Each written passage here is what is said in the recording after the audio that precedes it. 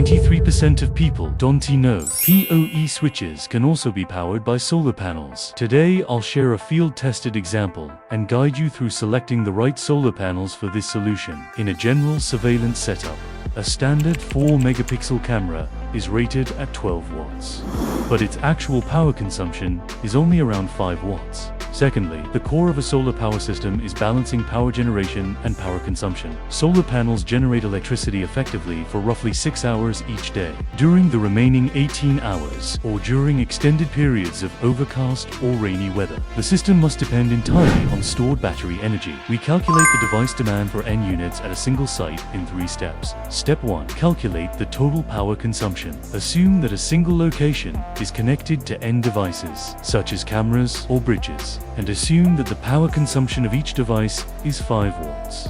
Step 2. Calculate the required battery capacity. To cope with continuous rainy days, you must ensure at least 3 days of battery life. Daily power consumption equals 5 watts times 24 hours equals 120 watt hours. Total power consumption over 3 days equals 360 watt hours. Required battery capacity equals total power consumption divided by system voltage. Therefore, a 30 ampere hour battery can ensure that a single 5 West device can operate continuously for 3 days on rainy days. Step 3. Calculate the required solar panel power. The task of solar panels is to replenish the daily power consumption of the equipment and fully charge the battery during effective power generation periods. The total energy is known to be 360 watt hours, and an effective generation time of 6 hours per day is used to produce this 360 watt hours of energy. Required power watts equals total energy watt hour divided by generation time hour equals 60 watts. Therefore, a 60 watt solar panel with 6 hours of effective sunlight